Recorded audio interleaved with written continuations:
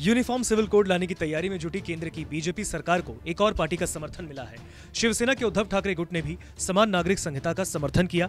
इससे पहले आम आदमी पार्टी ने यूनिफॉर्म सिविल कोड के सैद्धांतिक समर्थन की बात कही। आप नेता संदीप पाठक ने कहा था, हम सैद्धांतिक तौर पर समर्थन में हैं, लेकिन इस मसले पर सभी दलों से बातचीत के बाद ही फैसला लिया जाना चाहिए। हमारा ये मानना है, दो चीजें हैं इस पे, एक तो यूसीसी है और दूसरा है समय और जिस तरीके से मोदी सरकार कर रही है। मोदी सरकार जानी इसीलिए जाती है कि इस तरीके के कंफ्यूजिंग डिविसिव कॉम्प्लेक्स एजेंडा को लाकर चुनाव लड़ा जाए। तो आज चूंकि चुनाव है इसलिए इस पर ये राजनीति कर रहे हैं। ये इनके लिए राजनीतिक मुद्दा है। रहा सवाल यूसीसी पर, तो हमारा स्टैंड बड़ा स्पष्ट है कि सबको सहमति में लेकर सबसे डिस्कशन करके ही इस पर आगे बढ़ना चाहिए।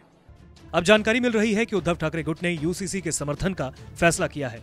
अगर मॉनसून सेशन में इसे लेकर बिल आता है तो फिर पार्टी उसका समर्थन कर सकती है। दरअसल समान नागरिक संहिता के मसले पर भले ही तमाम पार्टियां बीजेपी की मंशा पर सवाल उठा रही है, लेकिन ज्यादातर दल संभलकर बात कर रहे हैं। एनसीपी नेता शरद पवार ने तो अपनी पार्टी के नेताओं को सख्त हिदायत दी है कि वे यूसीसी के मामले में कोई टिप्पणी ही ना करें।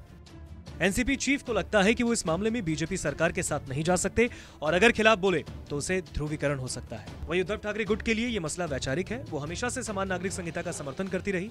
इन दोनों भले ही वो एनसीपी और कांग्रेस के साथ गठबंधन में है, लेकिन अगर यूसीसी के खिलाफ जाती है तो फिर बीजेपी उस पर हिंदुत्व से समझौते का आरोप लगा सकती है।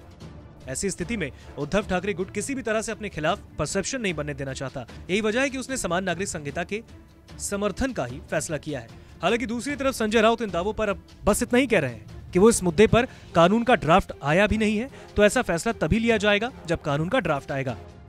यूसीसी के बारे में क्या करना है क्या नहीं करना है, अब तक उस कानून का ड्राफ्ट सामने नहीं आया है। ना आपके पास है ना हमारे पास है। कानून का ड्राफ्ट सामने आने दो, उसका परमंथन और चिंतन जरूर होगा। खैर, माना जा रहा है कि वाईएसआर कांग्रेस, बीजेडी जैसे कुछ और दल हैं जो इस मामले में सरकार का साथ दे सकते हैं। कांग्रेस की तरफ इस पर मिलीजुली प्रतिक्रिया है।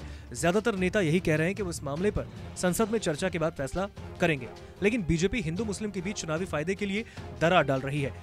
बीते दिनों शिवसेना उद्धव बालासाहब ठाकरे ने इसके तार शरिया कानून से जोड़े। मुखपत्र सामना के जरिए पार्टी ने कहा, इसका आधार सिर्फ मुसलमानों के कानूनों का विरोध नहीं होना चाहिए। पीएम मोदी ने मंगलवार को देश में यूसीसी लागू करने पर जोर दिया था और कहा, इस मुद्दे पर मुस्लिम समुदाय को भड़काया जा रहा है। संपादकीय के मुताबिक अब तो बस समान नागरिक संहिता का पालन करना बाकी है। मुस्लिम शरिया कानून का विरोध करना समान नागरिक कानून का अधिकार नहीं है। कानून और न्याय के तहत समानता भी समान नागरिक कानून है। नमस्कार, मैं हूं मानक गुप्ता। अगर आपको हमारा ये वीडियो पसंद आया हो तो इसे लाइक और शेयर जरूर करें, और हाँ, हमें सब्सक्राइब और फॉलो करना ना भूलें ताकि आप देश और दुनिया की कोई खबर मिस ना करें। तो जुड़े रहिए हमारे साथ और देखते रहिए न्यूज़ 24।